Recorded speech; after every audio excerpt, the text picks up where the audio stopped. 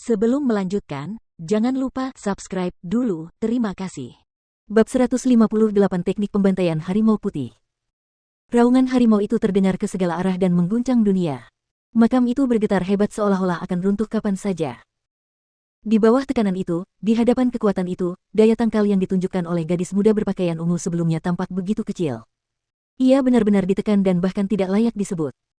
Dari mana kalian berdua, anak kecil, dan berani mengganggu istirahatku? Suara itu terdengar seperti raungan 10.000 binatang buas yang bersamaan, tetapi juga terdengar seperti teriakan orang yang kuat. Seolah-olah datang dari segala arah, tetapi seolah-olah datang dari dalam jiwa seseorang. Suara itu tebal dan kuat, dan juga dipenuhi dengan aura kuno. Usia aura itu tampak aneh, seolah-olah itu adalah roh yang tidur selama 10.000 tahun dan baru saja bangun.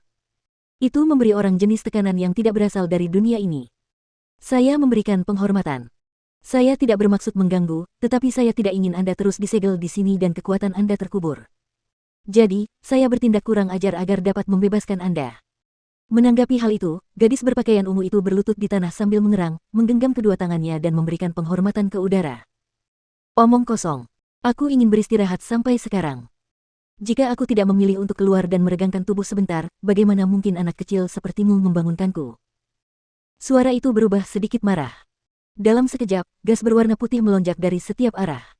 Mereka mulai mengembun di udara, dan dalam sekejap, gas itu terbentuk menjadi macan putih yang besar. Harimau itu sangat besar. Panjangnya lebih dari 20 meter dan salah satu kakinya dapat menghancurkan Chu Feng menjadi potongan daging. Meskipun itu adalah harimau putih, itu bukan tubuh yang sebenarnya. Gas putih menggelinding di sekujur tubuhnya. Itu seperti kabut yang berputar-putar di udara saat menatap Chu Feng dan gadis itu. Ia tidak memiliki pupil dan kedua matanya adalah dua lubang hitam. Namun, ketika mereka melewati Chu Feng, ia tidak bisa menahan diri untuk tidak gemetar dan merasakan perasaan tertekan dari dalam jiwanya.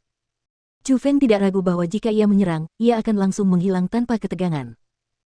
Anak muda, tidak ada yang hebat dari dirimu. Kamu tidak hanya menyelinap masuk secara diam-diam, kamu bahkan secara diam-diam menyiapkan serangan kejutan dan mencoba mendapatkan keuntungan dari nelayan itu.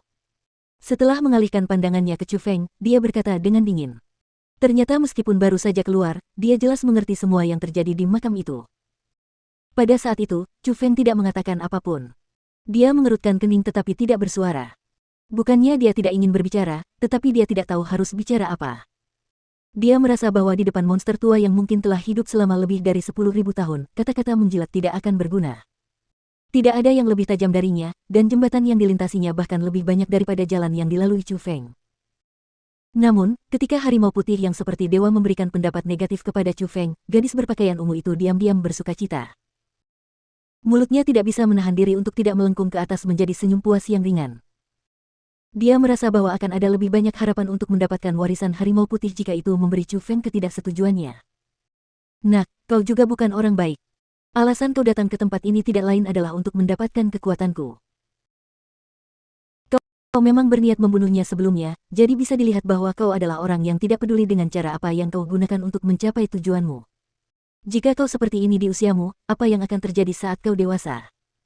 Namun tepat pada saat itu, macan putih melirik gadis berpakaian ungu itu lalu menegurnya dengan dingin. Senior, aku tahu aku telah berbuat salah. Aku hanya menginginkan warisanmu terlalu banyak dan kekuatanmu terlalu banyak. Jadi, aku gegabah. Jika kau harus menyalahkan sesuatu, kau hanya bisa menyalahkan bahwa kau terlalu menarik dan mengacaukan hatiku. Gadis itu mengerutkan bibirnya, dan wajahnya hanya bisa disebut sebagai menyedihkan. Dia tampak sangat sedih. Kata-kata yang berbunga-bunga, tetapi ucapan yang penuh tipu daya. Namun, hal yang tidak terduga adalah, meskipun tahu bahwa gadis itu mengucapkan kata-kata yang begitu kasar, macan putih masih menunjukkan sedikit kegembiraan. Makhluk itu sangat menikmati orang-orang menjilatinya. Senior, kekuatanmu tak tertandingi dan tak tertandingi. Metodemu sangat hebat di dunia ini. Kau seharusnya tidak beristirahat di sini, tetapi sebaliknya, kau harus membiarkan kami merasakan kejayaanmu. Kalau tidak, bagi kami dan semua orang, itu akan menjadi semacam penyesalan. Melihat bahwa menjilat berhasil, Chu Feng tidak duduk diam dan menunggu kematian. Dia segera maju, memberi hormat, dan menjilat tanpa menutupinya sama sekali. Haha, anak kecil, kau memang pandai berbicara. Namun, semua itu adalah kebenaran. Sungguh akan sangat disayangkan jika aku terus beristirahat di sini. Kemuliaanku tak tertandingi oleh siapapun. Ketiga benda tua itu bahkan tak bisa menandingiku. Kata harimau putih dengan bangga. Ia bahkan menggunakan cakarnya yang penuh bilah tajam untuk membelai janggutnya yang kering. Dapat terlihat bahwa ia sangat senang dengan dirinya sendiri. 3 benda tua, itukah? Setelah mendengar White Tiger berbicara sendiri, Chu Feng bergumam dalam hatinya. Kamu seharusnya tidak salah. Chu Feng, kamu benar-benar terlalu beruntung. Jika aku tidak salah, seharusnya ada 3 keterampilan rahasia yang disegel di 3 pintu masuk makam kaisar lainnya. Ya Tuhan, total ada 4 keterampilan rahasia. Jika kau bisa mempelajari semuanya, masa depanmu tidak akan terukur. Sangat sedikit orang di generasi yang sama yang bisa menyamaimu. Kau benar-benar beruntung, dan kau memiliki kesempatan yang tidak bisa didapatkan orang biasa. Dibandingkan dengan kecurigaan Chu Feng, Egi melompat-lompat dengan gembira. Sudah dipastikan bahwa ada 4 tempat lain yang memiliki keterampilan rahasia. Pada saat itu, Chu Feng sangat gembira. Jika 1 keterampilan rahasia saja bisa membuat banyak ahli menjadi gila, 4 keterampilan rahasia akan membuat semua orang di dunia menjadi gila.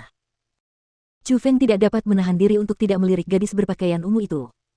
Dia menemukan bahwa gadis itu menggunakan tatapan jijik dan benci untuk melotot ke arahnya.